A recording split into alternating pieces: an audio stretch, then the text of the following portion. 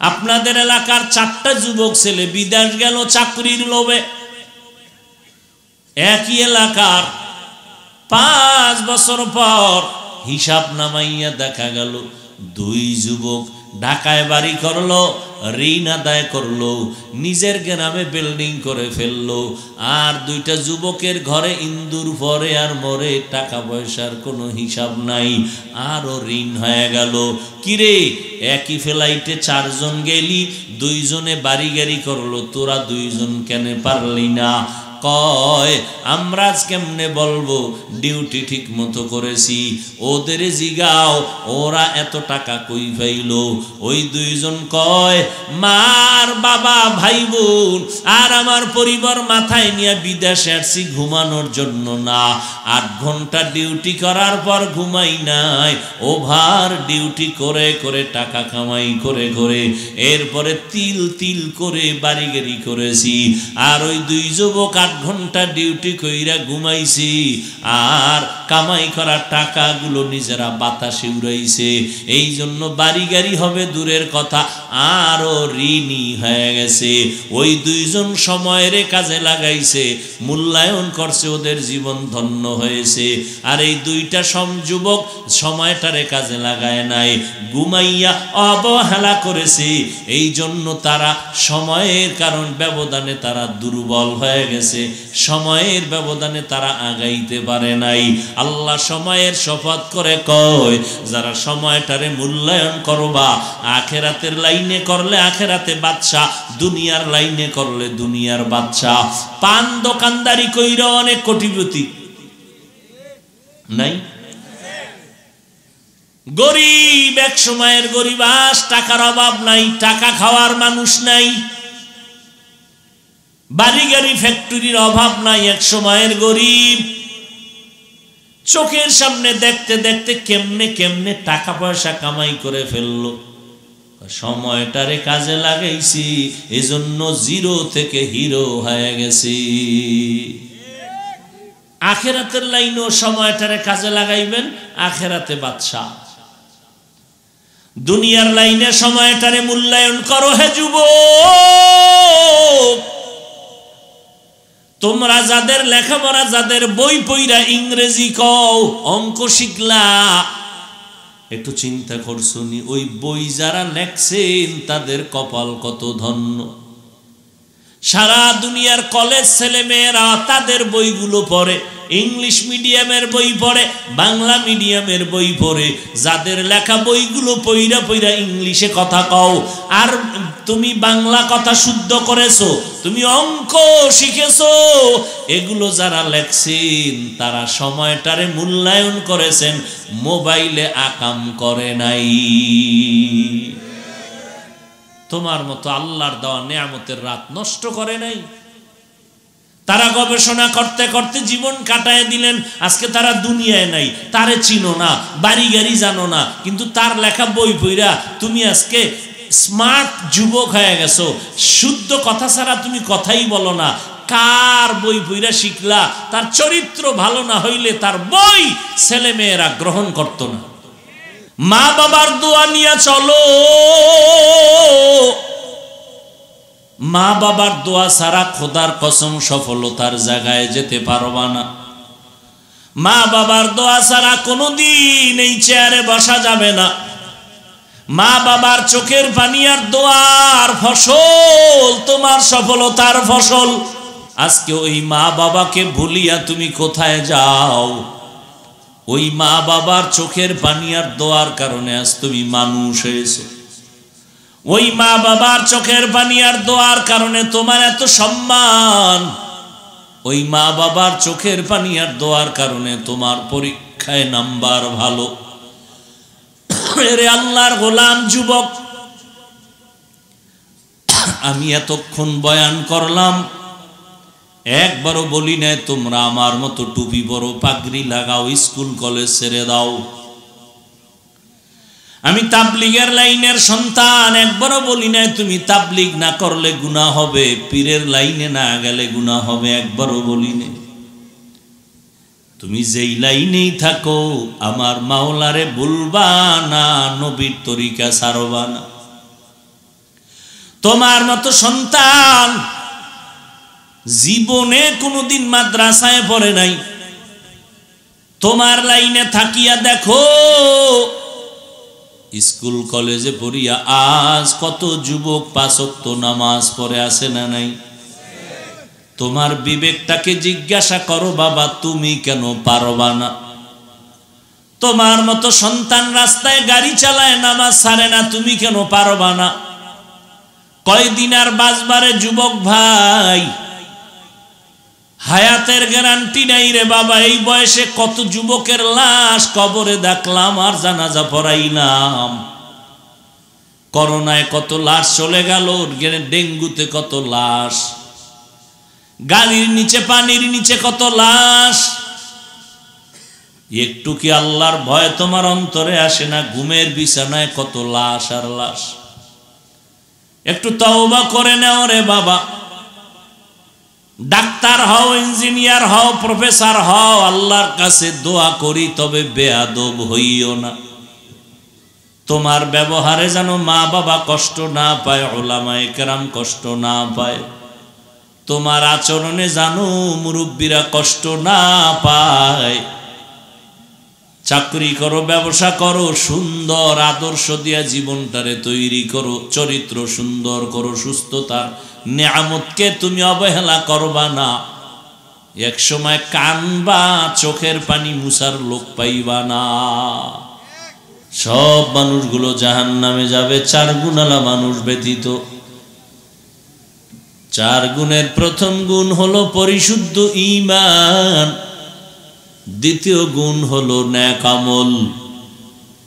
এমন ঈমান যে ঈমানের মধ্যে কোনো শিরিক থাকবে না, পরিশুদ্ধ ঈমান। এমন নেক আমল করবা যে আমলের মধ্যে বেদাতের কোনো গন্ধ থাকবে না। আমল করলা, আমলের মধ্যে নিজের মন গড়া কিছু মিলাইলা, বেদাত। ঈমান আনলাম আল্লাহর উপর, রসুলের উপর। আল্লাহর উপর ঈমান আনছি কি? হায়াতের মালিক, রিজিকের মালিক, মৌতের মালিক, অসুস্থ করে দেওয়ার মালিক, সুস্থ বানায় দেওয়ার মালিক। সব কিছুর ক্ষমতা এককভাবে আমার আল্লাহর। এর মধ্যে যদি অন্যকে ঢুকাও, এর নাম হবে শিরক। রিজিক দেওয়ার মালিক আল্লাহ, যদি মনে করি রিজিক আরো কেউ দিতে পারে, এই মনে করার নাম শিরক। আল্লাহ বলেন সব গুনাহ চাইলে আমি ক্ষমা করে দিব, শিরকের গুনাহ চাইলেও সহসায় ক্ষমা দিব না। বরং কোরআনে ঘোষণা দিয়া দিলাম, যারা শিরকের গুনাহ করবা তোমাদের জন্য জান্নাত হারাম। ওয়ামান ইউশরিক বিল্লাহ ফাকাদ হারামাল্লাহু আলাইহিল জান্নাহ। যারা শিরিক করবে, আল্লাহর সাথে অন্যকে অংশীদার বানাবে, তাদের জন্য জান্নাত হারাম। আল্লাহ শিরিক মুক্ত ঈমান আমাদের দান করেন, বিদআত মুক্ত নেক আমলের তৌফিক দান করেন। শিরিক বড় মারাত্মক গুনাহ। ঈমান আর নেক আমল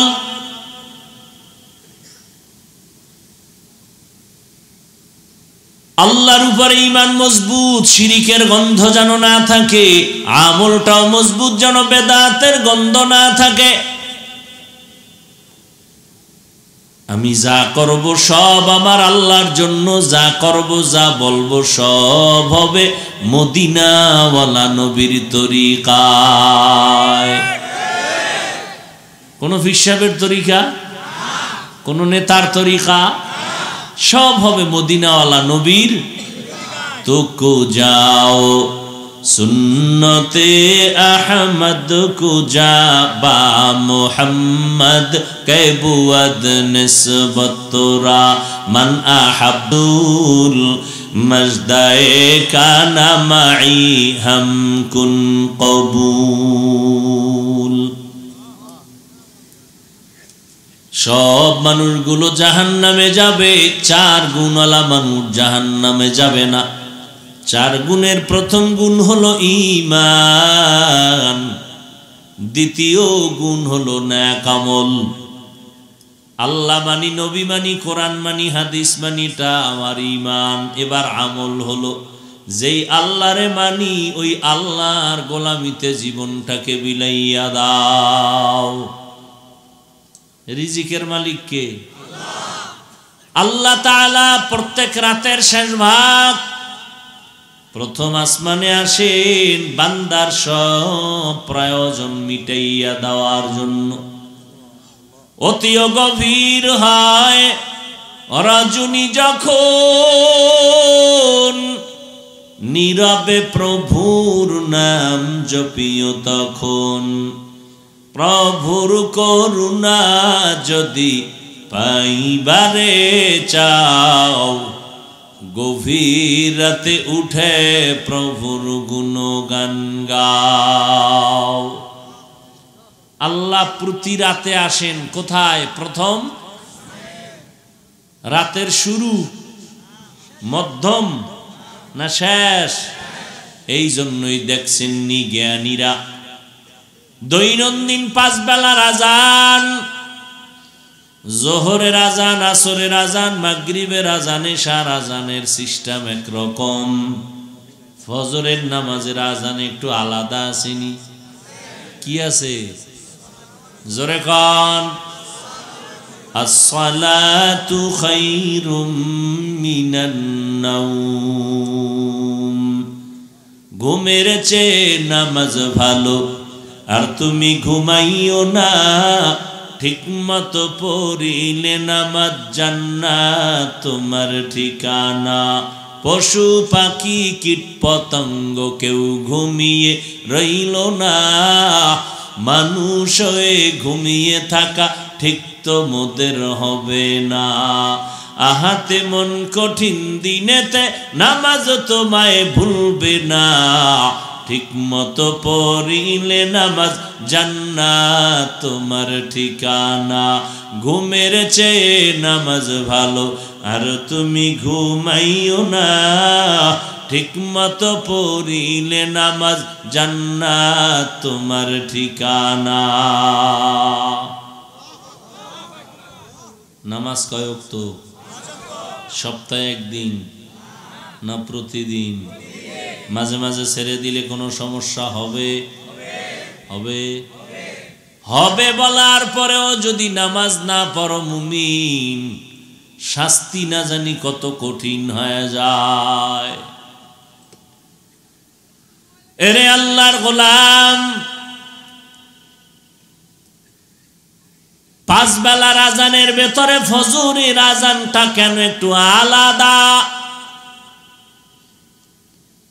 ওই আলাদা আওয়াজ দিয়া কয় ঘুমের থেকে নামাজ বড় ভালো। কোন ঘুম? সন্ধ্যা রাতের ঘুম। শেষ রাতের ঘুম থেকে নামাজ ভালো। ওই সময় ঘুমাইবা না, শরীর তোমার দুর্বল হয়ে যাবে, অসুস্থ হয়ে যাবে। মধ্যরাতের ঘুম হলো শরীরের ঔষধ, আল্লাহর পক্ষ থেকে দেওয়া ফ্রি ঔষধ। সব চিকিৎসা বিজ্ঞানীরা কয় আল্লাহর দেওয়া ফ্রি একটা মহা ঔষধ হলো রাতের ঘুম। আর ওই ঘুমটাকে জবাই করেছো গজবের মোবাইলের গুনাহের দ্বারা। খুব খুশি লাগছে না? তুমি যেই জোরে ঠিক কইছো, তোমার লজ্জা থাকা দরকার ছিল না যে আকামটা করছো তুমি আবার জোরে ঠিক কইলা। আঙ্গ বরিশাল কয় চোরের বড় আওয়াজ, চোরের বড় আওয়াজ। তুমি সারা রাত্র আকাম করলা মোবাইলে, আখেরাতের শুধু গুনাই হয় নাই, দুনিয়ার লাইনে তোমার জীবন শেষ, যৌবন শেষ। তুমি এখন আসো আকৃতিতে মানুষ, ভিতরটা সব খোলস। কিচ্ছু নেই, চোখের পাওয়ার নাই, তোমার কিডনি দুর্বল, সারা রাত্র মোবাইলে গুনাহ দেখে দেখে কাটার কারণে চোখের পাওয়ার নাই, কানের পাওয়ার নাই, হার্ট দুর্বল, ব্রেন দুর্বল। এই আমগো হুজুর গুডুতি মানবি না, তোমগো গুরুরা যারা প্যান্ট শার্ট টাই পরে, তোমরা যাদের গোলামি করো, এদের কথা না মানলে তো তুমি মানুষ হই না। আমগো হুজুর গোটা না মানলে আপত্তি নেই, কিন্তু স্বাস্থ্য বিজ্ঞানীরা, চিকিৎসা বিজ্ঞানীরা যে থিওরি দিছে, তুমি গুগলে সার্চ দাও যে রাতের ঘুম শরীরের কোন অংশটা ঔষধ, পুরা রাত্র না অর্ধেক, কোন অংশ, দেখবা বের হয়ে আসবে। কে বলছে, কোন কোন বিজ্ঞানীরা বলছে, সব লেখা আছে। তুমি এগুলো দেখতে পারো না, খুঁজা খুঁজা আকাম করো সারা রাত মোবাইলে। তোমার চেহারা দেখছো আয়নার সামনে কোনো দিন? তুমি একটা ফুটন্ত গোলাপ যুবক মানুষ, তোমার দিকে তাকাইলে মায়া লাগবে, আকর্ষণ হবে, কিন্তু তোমার চেহারার মধ্যে কোনো আকর্ষণ নাই। কারণ কি? তুমি একবারও ভেবেছো তুমি একটা মাইয়ার পিছে পইরা মায়ের বরদোয়া নিতেছো, বাবার বরদোয়া নিতেছো, মুরব্বীদের বরদোয়া নিতেছো? ও বেহায়া, তুমি পিছনে ঘুরবা কেন? তোমার মধ্যে তো এমন আকর্ষণ আমার আল্লাহ দিছে যে তুমি চরিত্রটা ঠিক রাইখা সুস্থ সবল থাকো। শুধু একটা কেন, হাজার দুনিয়ার সব তোমার পেছনে ঘুরবে, তুমি ঘুরবা কেন? তোমার পিছনে ঘুরবে। এটা না তোমার ক্রেডিট, এটা তোমার বাহাদুরি। তুমি খয়রাতির মতো আর একজনের পিছনে ঘুরো, তোমার লজ্জা করে না?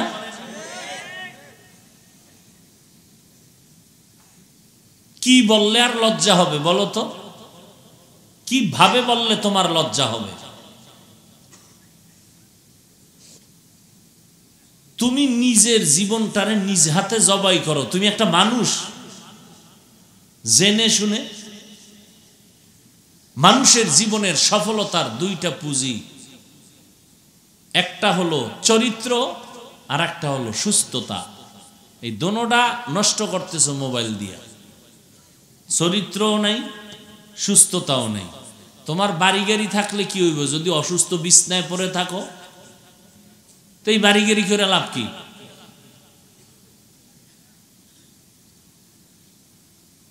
তোমার ভেতরে এমন আল্লাহ পাক এমন প্রতিভা দিয়া রাখছেন যেটা তুমি ব্যবহার করলে শুধু এই ভালুকা থানা না, গোটা দুনিয়া তোমার হাতের মুঠোয় চলে আসবে। তুমি হবা নেতৃত্ব দেনেওয়ালা, তোমার আন্ডারে হাজারো কর্মচারী কাজ করবে, তুমি হবা তাদের মালিক। এমন প্রতিভা, এমন ব্রেন, এমন জ্ঞান তোমার মধ্যে আল্লাহ রেখেছেন। শুধু এই ভালুকা থানা না, গোটা দুনিয়া পরিচালনা করার মেধা আল্লাহ তোমাকে দিয়েছেন। সেজন্য লাগবে তোমার সুন্দর চরিত্র, লাগবে তোমার সুস্থতা। দোনোটাই তুমি নষ্ট করতেছো। যত বড় টাকাওয়ালা হও, লেখাপড়া করনেওয়ালা হও, চরিত্র যদি ভালো না থাকে, আধা পয়সার দামও দুনিয়ার কেউ দিবে না, তোমার রক্তের আপনরাও দিবে না। জায়গায় জায়গায় জুতার বাড়ি খাবা। সম্মানের জিন্দেগি বড় দামি জিন্দেগি। এরে আল্লাহর গোলাম, বুঝার চেষ্টা করো। আল্লাহ বুঝার ক্ষমতা মানুষকে দিছেন, আর কাউকে দেন নাই। চেষ্টা করো বুঝার। ওই জীবনটারে নিজে নষ্ট করিও না রে বাবা। আল্লাহ তাআলা বলেন, আসরের শপথ, সব মানুষগুলো জাহান্নামে যাবে, 4 গুণওয়ালারা জান্নাতে যাবে। এর মধ্যে প্রথম গুণ হলো পরিশুদ্ধ ঈমান, দ্বিতীয় গুণ হলো নেক আমল, চতুর্থ গুণ হলো ঈমান আমলের দাওয়াত অন্যকে দাও, চতুর্থ গুণ হলো যারা বিরোধিতা করবে তাদের বাধা দাও। এবার আমি একটু জিজ্ঞাসা করি, আমরা যারা নামাজ পড়ি, পর্দা করি, আল্লাহ মানি, কোরআন মানি, হাদিস মানি, আখিরাত মানি, নামাজ পড়ি, পর্দা করি, হালাল খাই, তাহলে মাত্র 2টা গুনাহ আদায় হইল।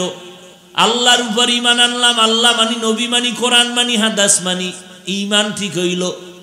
নামাজ পড়ি, পর্দা করি, হালাল খাই, আমল ঠিক হইল। মাত্র কয় গুণ? 2 গুণ দিয়া বান্দা জান্নাত পাইবা না, আরো 2টা গুণ আছে বান্দার হক। আরো 2 গুণ আছে, সেটা হলো ঈমান আমল অনুযায়ী অন্যকে দাওয়াত দাও। অন্য কারা? অন্য কারা? অন্যদের প্রথম সিরিয়ালে হবে তোমার আহাল। ইয়া আইয়ুহাল্লাযীনা আমানু কু আনফুসাকুম ওয়া আহলিকুম নারা, জাহান্নামের আগুন থেকে নিজেকে বাঁচাও, তোমার আহালকে বাঁচাও। ও আব্বা জান, আম্মা জানেরা, আপনার আহাল, আপনার সন্তান ঈমান আমল অনুযায়ী নিজে চলেন, অন্যকে দাওয়াত দেন, মানে প্রথম আপনার সন্তানের দাওয়াত দেন। যদি ঈমান আমলের বিরোধিতা করে, বাধা প্রদান করেন। স্বামী, আপনার স্ত্রী, আপনার আহাল, আপনি জাহান্নাম থেকে বাঁচেন, ঈমান আমল ঠিক করেন এবং এই দাওয়াতটা স্ত্রীকে দেন। স্ত্রী যদি বিরোধিতা করে, বাধা প্রদান করেন। ইমাম খতিব সাহেবরা, আপনারাও জাহান্নাম থেকে বাঁচবেন, ঈমান আমল ঠিক করবেন, আর এই দাওয়াতটা আপনারা হাল মুসল্লিদেরকে দিবেন। বিরোধিতা করলে বাধা প্রদান করবেন। ও শিক্ষকেরা, শিক্ষিকারা, আপনি নিজে জাহান্নাম থেকে বাঁচবেন, ঈমান আমল মজবুত করবেন। আপনার হাল হলো ছাত্র ছাত্রীরা, এদেরকেও ঈমান আমলের দাওয়াত দিবেন। বাধা দিলে প্রতিবাদ জানাবেন। জাহান্নাম থেকে নিজে বাঁচবেন ঈমান আর আমল দিয়া, অন্যকে বাঁচাবেন ঈমান আমলের দাওয়াত দিয়া। বিরোধিতা করলে বাধা প্রদান করবেন। কুনতুম খায়রা উম্মাতিন উখরিজাত লিন-নাস তা'মুরুনা বিল মা'রুফ ওয়া তানহাউনা আনিল মুনকার ওয়া তু'মিনুনা বিল্লাহ। দেখো যা কুরআন মে আয়ে মুহতারম মুস্তফা কি উম্মতে খায়রুল উম্মা। এরে নবীর আশিক উম্মতের দল, যুবক, কয়দিন আর বাহাদুরি করবা? নমরুদ ফেরাউনের মতো বাহাদুর আজও নাই, কিয়ামতের আগে আসবেও না। এত পরাশক্তি ফেরাউন। আল্লাহ তাআলা ওদেরকে দমন করতে কোনো আলাদা বাহিনী লাগে নাই। ওই আল্লাহ এখনো আছেন, ওই আল্লাহর শক্তি এখনো আছে। আল্লাহর কাছে তওবা করো, ঈমান আমল মজবুত করে নাও। আল্লাহ মানি, নবী মানি, আমলের জন্য কেন এত দুর্বল? আজকে নিজের ঈমান আমলেরও খবর নাই, অন্যকে দাওয়াত দিব তো অনেক পরের কথা। আল্লাহর হক আদায়েরও চিন্তা নাই, বান্দার হক আদায়েরও চিন্তা নাই। হেলায় সময় নষ্ট করতেছি। এজন্য আল্লাহ বলেন ওয়াল আসর। আসরের অনেক অর্থ, এর মধ্যে একটা অর্থ হলো সময়। আল্লাহ বলেন সময়ের শপথ। সময়ের শপথ কেন করলেন? কোন সময়ের শপথ? কেউ বলেন নবীর জিন্দেগীর সময়ের শপথ, কেউ বলেন এমনি যে সময় আছে এই সময়ের শপথ। সময়টার শপথ আল্লাহ কেন করলেন? সময় বড় দামি একটা সম্পদ। এই সময়টা সারা মানুষ ঘুমাইতেও পারে না, চলতেও পারে না। মনে হয় যেন সময়ের পর্দায় আমগো জীবনটা আটকানো। অতএব আল্লাহ সময়ের শপথ করে বলছেন, এই সময়টারে যারা কাজে লাগাইবা, মূল্যায়ন করবা, তুমি দুনিয়াতেও বাদশা, পরকালেও বাদশা। 11 মাস দোকানওয়ালা দোকানদারি করে, ব্যবসা যা হয় তার থেকে দ্বিগুণ ব্যবসা হয় শুধু এক মাস রমাজান মাসে। ঠিক নেই? কারণটা কি? 11 মাস সময়টারে ওই পরিমাণ মূল্যায়ন করে না, রমাজানে যেই পরিমাণ করে। 11 মাসে দোকান খোলে 8টা থেকে 8টা, কর্মচারী একজন। রমাজানে দোকান খোলে রাত দিন 24 ঘন্টা, কর্মচারী 5 জন। সময়টারে যেইভাবে মূল্যায়ন করছে ওইভাবে লাভবান হয়েছে। আপনাদের এলাকার 4টা যুবক ছেলে বিদেশ গেল চাকরির লোভে। একই এলাকার 5 বছর পর হিসাব নামাইয়া দেখা গেল 2 যুবক ঢাকায় বাড়ি করলো, ঋণ আদায় করলো, নিজের গ্রামে বিল্ডিং করে ফেললো। আর 2টা যুবকের ঘরে ইন্দুর পরে আর মরে, টাকা পয়সার কোনো হিসাব নাই, আরও ঋণ হয়ে গেল। কিরে, একই ফ্লাইটে 4 জন গেলি, 2 জনে বাড়ি গাড়ি করলো, তোরা 2 জন কেন পারলি না? কয় আমরা কেমনে বলবো ডিউটি ঠিক মতো করেছি, ওদের জিগাও ওরা এত টাকা কই পাইলো। ওই 2 জন কয় মার বাবা ভাই বোন আর আমার পরিবার মাথায় নিয়ে বিদেশে আসছি ঘুমানোর জন্য না। 8 ঘন্টা ডিউটি করার পর ঘুমাই নাই, ওভার ডিউটি করে করে টাকা কামাই করে করে এরপরে তিল তিল করে বাড়ি গাড়ি করেছি। আর ওই 2 যুবক 8 ঘন্টা ডিউটি কইরা ঘুমাইছি, আর কামাই করা টাকাগুলো নিজেরা বাতাসে উড়াইছে। এই জন্য বাড়ি গাড়ি হবে দূরের কথা, আরো ঋণী হয়ে গেছে। ওই 2 জন সময়ের কাজে লাগাইছে, মূল্যায়ন করছে, ওদের জীবন ধন্য হয়েছে। আর এই 2টা যুবক সময়টারে কাজে লাগায় নাই, ঘুমাইয়া অবহেলা করেছে। এই জন্য তারা সময়ের কারণ ব্যবধানে তারা দুর্বল হয়ে গেছে, সময়ের ব্যবধানে তারা আগাইতে পারে নাই। আল্লাহ সময়ের শপথ করে কয়, যারা সময়টারে মূল্যায়ন করবা, আখেরাতের লাইনে করলে আখেরাতে বাদশা, দুনিয়ার লাইনে করলে দুনিয়ার বাদশা। পান দোকানদারি কইরা অনেক কোটিপতি নাই? গরিব, এক সময়ের গরিব, আজ টাকার অভাব নাই, টাকা খাওয়ার মানুষ নাই, বাড়ি গাড়ি ফ্যাক্টরির অভাব নাই, এক সময়ের গরিব। চোখের সামনে দেখতে দেখতে কেমনে কেমনে টাকা পয়সা কামাই করে ফেললো। সময়টারে কাজে লাগাইছি, এজন্য 0 থেকে হিরো হয়ে গেছি। আখেরাতের লাইনও সময়টারে কাজে লাগাইবেন, আখেরাতে বাদশা। দুনিয়ার লাইনে সময়টারে মূল্যায়ন করো হে যুবক। তোমরা যাদের লেখাপড়া, যাদের বই পইরা ইংরেজি কও, অঙ্ক শিখলা, একটু চিন্তা করছো নি ওই বই যারা লেখছেন তাদের কপাল কত ধন্য। সারা দুনিয়ার কলেজ ছেলে মেয়েরা তাদের বইগুলো পড়ে, ইংলিশ মিডিয়ামের বই পড়ে, বাংলা মিডিয়ামের বই পড়ে। যাদের লেখা বইগুলো পইরা পইরা ইংলিশে কথা কও, আর তুমি বাংলা কথা শুদ্ধ করেছো, তুমি অঙ্ক শিখেছো, এগুলো যারা লেখছেন তারা সময়টারে মূল্যায়ন করেছেন, মোবাইলে আকাম করে নাই। তোমার মতো আল্লাহর দেওয়া নেয়ামতের রাত নষ্ট করে নাই। তারা গবেষণা করতে করতে জীবন কাটায় দিলেন, আজকে তারা দুনিয়ায় নাই, তারে চিনো না, বাড়ি গাড়ি জানো না, কিন্তু তার লেখা বই পইরা তুমি আজকে স্মার্ট যুবক হয়ে গেছো। শুদ্ধ কথা ছাড়া তুমি কথাই বলো না। কার বই পইরা শিখলা? তার চরিত্র ভালো না হইলে তার বই ছেলে মেয়েরা গ্রহণ করতো না। কোন দুশ্চরিত্রের বই স্বাভাবিকভাবে সবাই গ্রহণ করবে, কিয়ামতের আগে এটা কোনোদিন হবে না। চরিত্রহীন ব্যক্তির সম্মান পৃথিবীতে কেউ করবে না। 2-1টা গাঞ্জাখোর করলে করতে পারে স্বার্থের কারণে। যুবকেরা, তোমাদের কলেজের যে বইগুলো তোমরা পড়ো, এগুলো কি আসমান থেকে আইছে না কেউ লেখছে? কতটা চরিত্র তার ভালো হইলে আজকে তার বইগুলো সবাই বুকে লাগায়। তুই কি করেছ?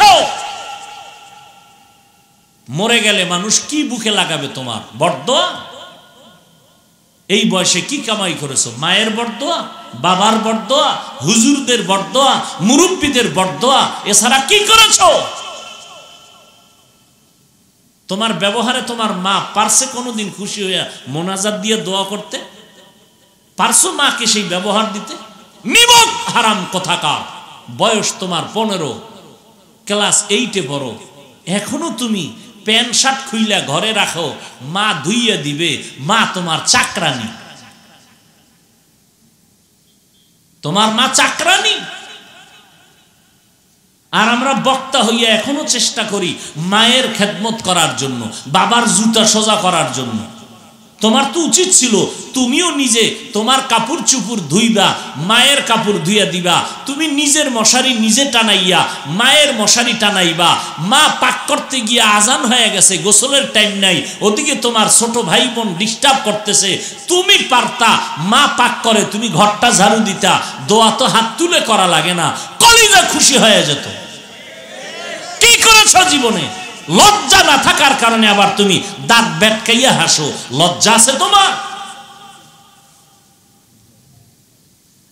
জীবনে করেছো কি বলো?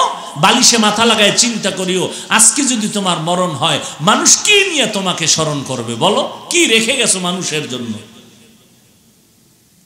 তুমি তো এই অঞ্চলের একটা যুবক না, এই এলাকার যুবক না, তুমি তো গোটা দুনিয়ার মধ্যে একটা মেধা, একটা ম্যাগনেট। তোমার মেধার দ্বারা গোটা দুনিয়া আলোকিত হবে, তোমার মেধার দ্বারা সমাজের মানুষ শান্তির বাতাস পাবে। কি করেছো জীবনে? আমি যে এতক্ষণ তোমাকে বয়ান শুনাইলাম, কই একবারও তো বললাম না এই যুবকেরা আমার মতো বড় হুজুর হইয়া যাও? বলছি? স্কুল কলেজ ছেড়ে দাও বলেছি? স্কুলে পড়ো, কলেজে পড়ো, চাকরি করো, ব্যবসা করো, কোনো বাধা নাই, কোনো বাধা। দেখছো ইসলাম কত উদার, কত উদার। তুমি স্কুলে পড়ো, কলেজে পড়ো, বাধা নাই। মা বাবার দোয়া নিয়ে চলো। মা বাবার দোয়া ছাড়া খোদার কসম সফলতার জায়গায় যেতে পারবা না। মা বাবার দোয়া ছাড়া কোনোদিন এই চেয়ারে বসা যাবে না। মা বাবার চোখের পানি আর দোয়ার ফসল তোমার সফলতার ফসল। আজকে ওই মা বাবাকে ভুলিয়া তুমি কোথায় যাও? ওই মা বাবার চোখের পানি আর দোয়ার কারণে আজ তুমি মানুষ হয়েছো। ওই মা বাবার চোখের পানি আর দোয়ার কারণে তোমার এত সম্মান। ওই মা বাবার চোখের পানি আর দোয়ার কারণে তোমার পরীক্ষায় নাম্বার ভালো। এরে আল্লাহর গোলাম যুবক, আমি এতক্ষণ বয়ান করলাম, একবারও বলি নাই তোমরা আমার মতো টুপি পরো, পাগড়ি লাগাও, স্কুল কলেজ ছেড়ে দাও। আমি তাবলিগের লাইনের সন্তান, একবারও বলি নাই তুমি তাবলিগ না করলে গুনাহ হবে, পীরের লাইনে না গেলে গুনাহ হবে, একবারও বলি নাই। তুমি যেই লাইনেই থাকো আমার মাওলারে ভুলবা না, নবীর তরিকা ছাড়বা না। তোমার মতো সন্তান জীবনে কোনোদিন মাদ্রাসায় পড়ে নাই, তোমার লাইনে থাকিয়া দেখো স্কুল কলেজে পড়িয়া আজ কত যুবক 5 ওয়াক্ত নামাজ পড়ে আছে না নাই? তোমার বিবেকটাকে জিজ্ঞাসা করো বাবা, তুমি কেন পারবা না? তোমার মতো সন্তান রাস্তায় গাড়ি চালায়, নামাজ ছাড়ে না, তুমি কেন পারবা না? কয়দিন আর বাঁচবারে যুবক ভাই, হায়াতের গ্যারান্টি নাই রে বাবা। এই বয়সে কত যুবকের লাশ কবরে দেখলাম আর জানাজা পড়াইলাম। করোনায় কত লাশ চলে গেল, ডেঙ্গুতে কত লাশ, গাড়ির নিচে পানির নিচে কত লাশ। একটু কি আল্লাহর ভয় তোমার অন্তরে আসে না? ঘুমের বিছানায় কত লাশ আর লাশ। একটু তওবা করে নাও রে বাবা। ডাক্তার হও, ইঞ্জিনিয়ার হও, প্রফেসর হও, আল্লাহর কাছে দোয়া করি তবে বেয়াদব হইও না। তোমার ব্যবহারে যেন মা বাবা কষ্ট না পায়, উলামায়ে কেরাম কষ্ট না পায়। তোমার আচরণে জানো মুরব্বীরা কষ্ট না পায়। চাকরি করো, ব্যবসা করো, সুন্দর আদর্শ দিয়া জীবনটারে তৈরি করো, চরিত্র সুন্দর করো, সুস্থতার নিয়ামতকে তুমি অবহেলা করবা না। এক সময় কানবা, চোখের পানি মুছার লোক পাইবা না। ও আল্লাহর বান্দারা, হেদায়েতের মালিক আমার আল্লাহ, পর্দার আড়ালের আম্মা জানেরা, এই দুনিয়াতে যত ভালো ভালো সন্তান আসছে সব হলো মায়ের অবদানের কারণে। এসপি সাহেবের ব্যবহার ভালো, ওসি সাহেবের ব্যবহার ভালো, ডিসি সাহেবের ব্যবহার ভালো, এমপি সাহেব, মন্ত্রী মহোদয়, চেয়ারম্যানের ব্যবহার, আল্লাহর কসম এটা তাদের ব্যক্তিগত বাহাদুরি না, সব হলো মায়ের অবদান। এরে আম্মা জানেরা, আপনারা নবীদের মায়ের মতো মা, সাহাবায়ে কেরামদের মায়ের মতো মা, আলেম হাফেজদের মায়ের মতো মা, আপনারা খাদিজা রাদিয়াল্লাহু আনহার মতো নারী, ফাতেমা রাদিয়াল্লাহু আনহার মতো নারী, আয়েশা রাদিয়াল্লাহু আনহার মতো নারী। এরে আম্মা জান, আল্লাহ পাক সন্তান দিয়েছেন, কত মানুষ বিয়ার সিঁড়িতে পাও রাখিয়া কত তদবির নেয়, কান্না করে, বছর বছর চলে যায়, সন্তান পায় না। আল্লাহ আপনাদের সন্তান দান করেছেন, ডাক্তার বানাবেন আলহামদুলিল্লাহ, ইঞ্জিনিয়ার বানাবেন আলহামদুলিল্লাহ, প্রফেসর বানাবেন আলহামদুলিল্লাহ, তবে আদর্শওয়ালা কোরআন পড়নেওয়ালা ডাক্তার বানায় যান। সন্তান ডাক্তারি করবে, ফাঁকে ফাঁকে কোরআন পড়ে মা বাবার জন্য দোয়া করবে। এরে আম্মা জানেরা, আল্লাহর কাছে দোয়াও করবেন, নামাজ পড়বেন, স্বামীর মাল হেফাজত করবেন।